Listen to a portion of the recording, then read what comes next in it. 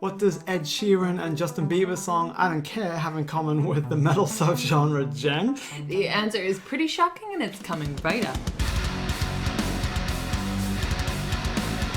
Hello revolutionary music makers, I'm Kate Harmony, this is Ray Harmony, and welcome to Hack Music Theory, where we help you make great music that stands out. If it's your first time here, please help yourself to our free book, 12 Music Theory Hacks to Learn Scales and Chords, which you can download from our website, hackmusictheory.com.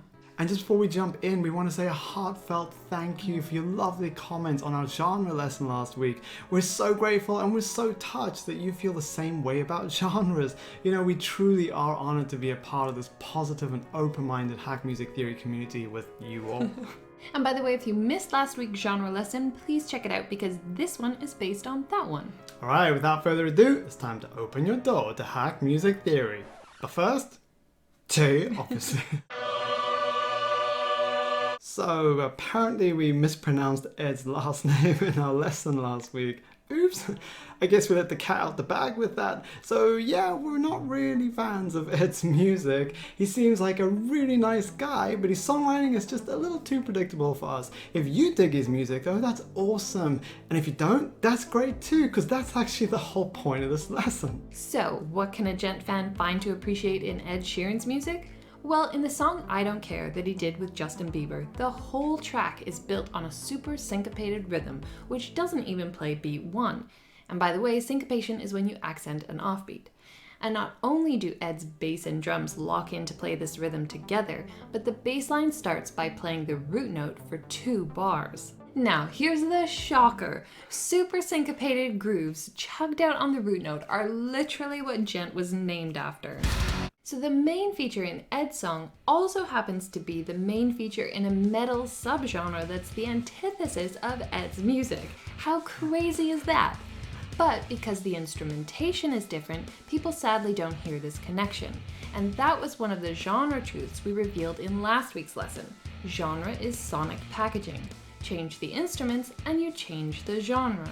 So if you take the syncopated rhythm from Ed's song and play it on an 8-string guitar with distortion, or a 9-string if you're feeling very djenty, then you're no longer playing pop, you're now playing metal.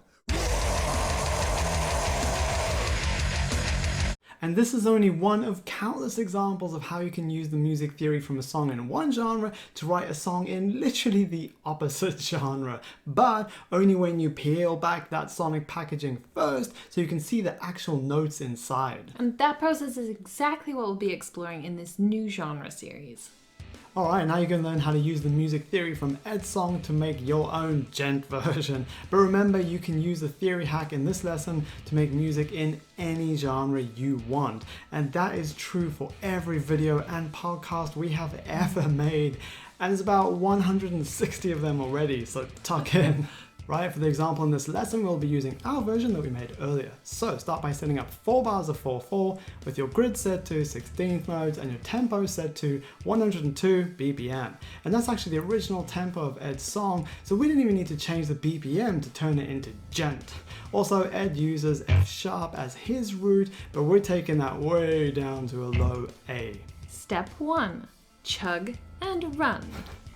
Ed's syncopated rhythm is centered around beats 1 2 and, 3 and 4 and. So we used the exact same rhythm to start with, and we also chugged it out on the root note, just like Ed, to prove exactly how djenty his song is in its original form. So, of your first bar and a half, come up with a simple but super syncopated rhythm, something like that.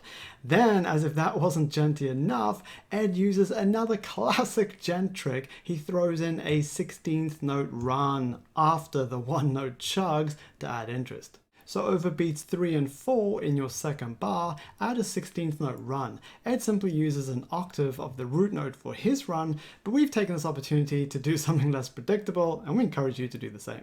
Step 2. Variation.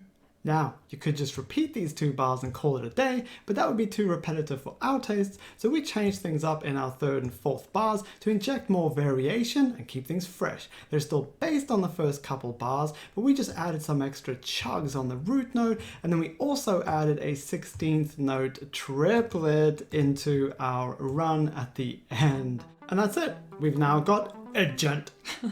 A Djent, good. Anyone? No. Now, just before the playthrough, we'd love to know what other genres you think this hack would work well in. Also, if there's a song you'd like us to hack and switch its genre, then please let us know. Thanks for watching or listening if you're on the podcast, and we'll see you next week.